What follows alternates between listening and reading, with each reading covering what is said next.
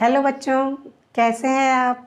पिछले वीडियो में मैंने सूरदास के पहले और दूसरे पद की व्याख्या और काव्य सौंदर्य के बारे में बताया था। आप चाहें तो उन्हें देख सकते हैं।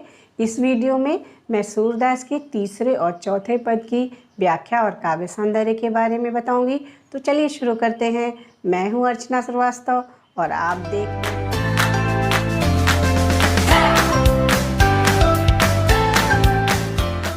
तीसरा पद। पहले उसको हम पढ़ते हैं। हमारे हरि हारिल की लकड़ी, मन क्रम वचन नंद नंदन उर, यह दृढ़ करी पकड़ी, जागत सोवत स्वप्न दिवस निसी, कान्ह कान्ह जकरी, सुनत जोग लागत हैं ऐसो, ज्यों करुई ककरी, सूतो व्याधि हमको ले आए, देखी सुनी न करी, यह तो सूर तिनहि लय सौंपो, जिनके मन चकरी। देखिए, इस पद में कवि ने अपने भक्ति की, अपने प्रेम की के लिए एक प्राकृतिक पक्षी का उदाहरण लिया है। हारिल एक प्रकार का पक्षी है जो कि उसको लकड़ी बहुत पसंद होती है। वो हमेशा अपने पंजों में लकड़ी को दबाए रहता है, या तो पेड़ पे बैठेगा, अगर कहीं भी बैठेगा अन्यत्र तो अपने पंजों में लकड़ी को दबाए रहेगा। तो वो कहती हैं कि जैसे हारिल पक्षी को लकड़ी पसंद होती है, वैसे हम सबको भी कृष्ण पसंद है। मतलब हम लोग उनको इतना ज़्यादा स्नेह करते हैं, प्रेम करते हैं कि उनको एक क्षण के लिए भी अपने से अलग नहीं करते हैं। मन क्रम वचन नंद नंदन उर, यह दृढ़ करी पकड़ी। वो कहती हैं कि हम अपने मन से, क्रम में, वचन में, नंद के नंदन, नंद बाबा के को आनंदित करने वाले अर्थात श्री कृष्ण को हृदय से दृढ़ता के साथ पकड़े रहते हैं। मतलब उनको कभी भी नहीं छोड़ते, उनकी याद को कभी भी विस्मृत नहीं करते हैं। जागत सोवत स्वप्न दिवस निसी, कान्ह कान्ह जकरी। जागते समय, सोते समय, स्वप्न में, दिन में, रात में कान्हा कान्हा करके हम उन्हें जकड़े रहते हैं, पकड़े रहते हैं। सुनत जोग लागत है ऐसों, ज्यों करुई ककरी। और ये तुम जो योग संदेश के बारे में हमें निर्गुण ब्रह्म के बारे में बता रहे हो, इसको सुन के ऐसा लगता है जैसे मैंने करुई ककड़ी खा लिया है। जिस तरह उसको खाने से हमारा मन खराब हो जाता है, उसी तरह ये तुम्हारे निर्गुण ब्रह्म की उपासना की बात सुन के भी हमें अच्छा नहीं लग रहा है। सूतो व्याधि हमको ले आए, देखी सुनी न करी। तुम तो हमारे लिए ये एक ऐसा, ये मैं हमारे लिए संदेश नहीं लाए हो, तुम एक ऐसा संदेश लाए हो। ये व्याधि है, ये रोग है, जिसको ना हमने कभी इस रोग को देखा है, ना सुना है, और किया तो कभी है ही नहीं। यह तो सूर तिनहि लय सौंपो, जिनके मन चकरी। और उसके साथ उनको भी, उद्धव को भी एक संदेश देती हैं कि हे सूरदास जी कहते हैं कि गोपियाँ कह रही हैं कि हे उद्धव, यह योग संदेश उनको लेके दो जिनका मन चकरी के समान है। यानी कि हम श्री कृष्ण से एकनिष्ठ प्रेम करते हैं, अगर तो और हम और कहीं इतर नहीं सोचना चाहते। जिनका मन कभी इधर और उधर भटकता है, उनको ही तुम अपना ये निर्गुण ब्रह्म की उपासना का संदेश दो, क्योंकि हम तो कृष्ण के प्रेम में, सगुण भक्ति में एकनिष्ठ हैं। तो चलिए अब इसका काव्य सौंदर्य देखेंगे। काव्य सौंदर्य के बारे में जैसे मैंने बताया था कि उसके दो पार्ट होते हैं, भाव पक्ष और कला पक्ष। और कला पक्ष के अंतर्गत हम उसके भाषा, रस, छंद और अलंकार के बारे में लिखते हैं। और भाव पक्ष में हम लोग कि भावना के रूप में इसकी क्या विशेषता है, उसको पॉइंट वाइज करके लिखते हैं। तो हम देखते हैं कला पक्ष की भाषा तो सूरदास की भाषा ब्रज भाषा में वो लिखते हैं, तो लिखेंगे ब्रजी भाषा का सुंदर प्रयोग। रस, तो रस के बारे में जैसा मैंने बताया कि सूरदास के ये जो चारों पद हैं वो श्रृंगार के वियोग पक्ष के उदाहरण हैं, तो आप लिखेंगे श्रृंगार वियोग रस। छंद में ये पद छंद है, तो आप लिखेंगे पद छंद का प्रयोग। अब अलंकारों को थोड़ा सा हम लोग ढूंढते हैं। देखिए, हरि हारिल, ह की आवृत्ति हुई, तो यहाँ पे अनुप्रास अलंकार है। हम लोग जानते हैं कि जहाँ किसी अक्षर की, कोई अक्षर दो या दो से अधिक बार आए तो वहाँ अनुप्रास अलंकार होता है, तो यहाँ हो गया। फिर देखते हैं यहाँ पर कि और कहीं क्या है कि नहीं। तो यहाँ देखिए ये जागत और सोवत में भी अनुप्रास अलंकार है। ये इसका तीसरा वर्ण है और इसका भी तीसरा वर्ण है। अब ये देखिए यहाँ पे चाहे नहीं, ये नहीं है।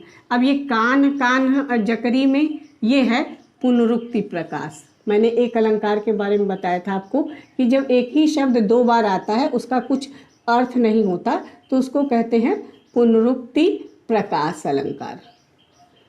और ये दोनों तो अनुप्रास हो ही गए आपके,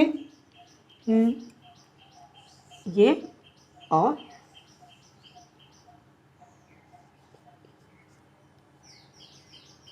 अनुप्रास।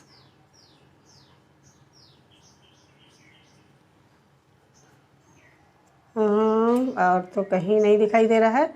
ठीक है, दो ही हम लोग वो अलंकार के बारे में बताएंगे। अब देखिए भाव पक्ष में क्या बताएंगे। पहले तो एक बता दें कि अपने प्रेम की तुलना हारिल पक्षी से की है, और दूसरे में हम ये बताएं कि उन्होंने कहा है कि हम लोग जो है हमारा जो प्रेम है कृष्ण के प्रति एकनिष्ठ है, दृढ़ है। आप उनको ये निर्गुण ब्रह्म का संदेश दो जिनका मन चक्री के समान इधर उधर भटकता है। तो ये यहीं पे समाप्त होता है। चलिए हम लोग अगले पद के बारे में देखते हैं। चलिए चौथा पद शुरू करते हैं। हरि हैं राजनीति पढ़े आए, समुझी बात कहत मधुकर के, समाचार सब पाए। इक अति चतुर होते पहले ही, अब गुरु ग्रंथ पढ़ाए। बढ़ी बुद्धि जानी जो उनकी, जोग संदेश पठाए।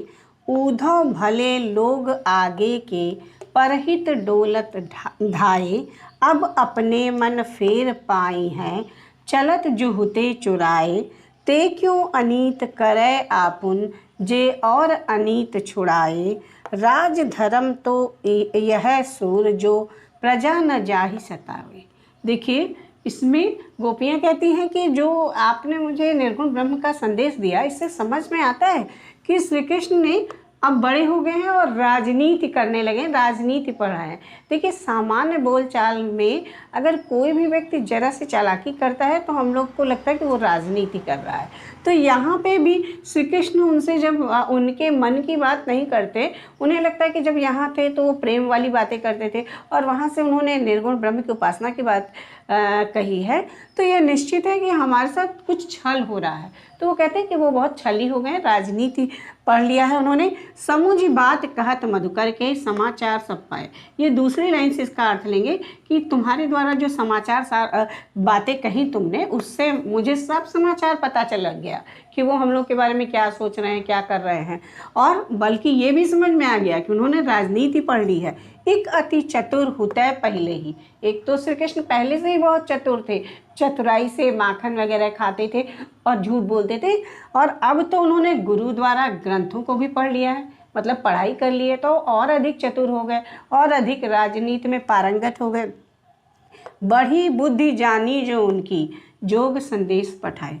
और मैंने ये भी जान लिया कि बहुत बुद्धि बढ़ गई। यहाँ पे व्यंग है कि जो बड़ी बुद्धि जानी जो उनकी, जोग संदेश पठाए। उन्होंने हम स्त्रियों के लिए योग साधना भेजा, तो मैंने जान लिया कि उनकी बुद्धि बहुत बढ़ गई, यानी कि वो बुद्धिहीन है।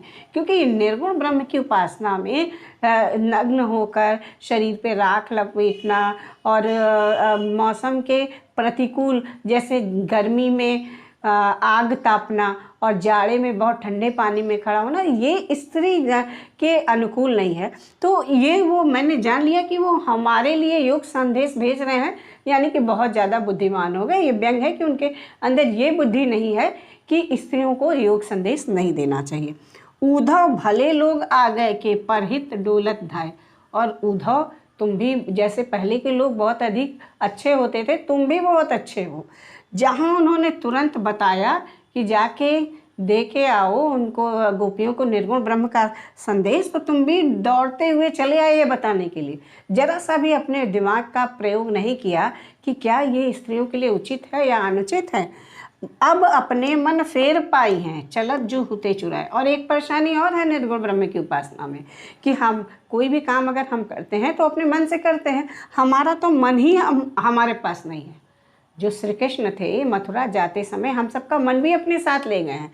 अगर वो हमको अब अपने मन फेर पाई हैं, हम लोग अगर फिर से अपना मन पा जाएं तो हम फिर जो जाते हुए चुरा के ले गए थे तो हम फिर से निर्गुण ब्रह्म की उपासना कर सकते हैं। लेकिन हम तो ऐसा कर ही नहीं सकते क्योंकि वो चुरा के लेके चले गए हैं। त्यो क्यों अनीत करे आपुन जो और अनीत छुड़ाए। और ये लास्ट 2 लाइन, ये देखिए राजधर्म की बात करती है गोपियाँ। यहीं पे अगर हम लोग कहीं आप बड़ी क्लासेस में पढ़ेंगे तो आती है कि गोपियों की वाग विदग्धता। विदग्धता का मतलब है कि वो ऐसी बुद्धिमत्तापूर्ण बात करती हैं, वो राजधर्म सिखा देती हैं कि ते क्यों अनीत करे आपुन जो और अनीत छुड़ाए। कि राजा का धर्म तो ये होता है कि अगर हमारी प्रजा के साथ कोई अनीतिपूर्ण व्यवहार कर रहा है तो उसको छुड़ा दें। लेकिन ये तो कैसे करेंगे, यहाँ तो राजा ही मथुरा का है श्री कृष्ण, वो हमारे साथ अनीतिपूर्ण व्यवहार कर रहा है। यानी कि प्रेम के बदले में प्रेम नहीं बल्कि दूसरे की उपासना का हमें संदेश दे रहा है। तो यहाँ पे वो गलत कर रहे हैं। और फिर और बताती हैं कि राज धर्म तो यह है, राजा का धर्म तो ये होता है। सूरदास जी कहते हैं कि गोपियाँ कह रही कि राजा का तो ये धर्म होता है जो प्रजा न जाहि सताए, कि वो प्रजा को सताए नहीं और बल्कि जो भी उसके प्रजा को सता रहा है उसको वो दूर करे, उस व्यक्ति को दंडित करे, उसको हटाए, मतलब प्रजा को सताए जाने से बचाए। तो यहाँ पे इस पद का की व्याख्या खत्म होती है। अब हम लोग काव्य सौंदर्य पढ़ेंगे। तो चलिए इसका काव्य सौंदर्य देख लेते हैं। मैंने बताया था कि काव्य सौंदर्य में 2 भाग होते हैं, भाव पक्ष और कला पक्ष। और भाव पक्ष में इसमें भावात्मक रूप से क्या विशेषता है ये लिखेंगे, और कला पक्ष में भाषा, रस, छंद और अलंकार के बारे में लिखेंगे। भाषा जैसा कि सूरदास की भाषा ब्रज भाषा है तो आप लिखेंगे, एक पॉइंट बना सकते हैं कि ब्रज भाषा का सुंदर प्रयोग। रस के लिए सारे ये पद सूरदास के जो है श्रृंगार के वियोग पक्ष के हैं, तो श्रृंगार के वियोग पक्ष का प्रयोग। छंद में लिख सकते हैं पद छंद का प्रयोग। और अलंकार चलिए हम लोग ढूंढ लेते हैं कि पहले तो यहाँ पे दिख रहा है गुरु और ग्रंथ में ग की आवृत्ति, फिर बढ़ी बुद्धि में भी ब की आवृत्ति, जानी जो में भी और हरि है में भी ह की आवृत्ति ये है। तो यहाँ पे तो हो गया हमारा अनुप्रास अलंकार। और ये देखिए योग संदेश, योग संदेश, योग रूपी संदेश, यहाँ हो गया रूपक अलंकार। और यहाँ पे ये जो है कई जगह जो दिखा है ये यहाँ पे है ये अनुप्रास।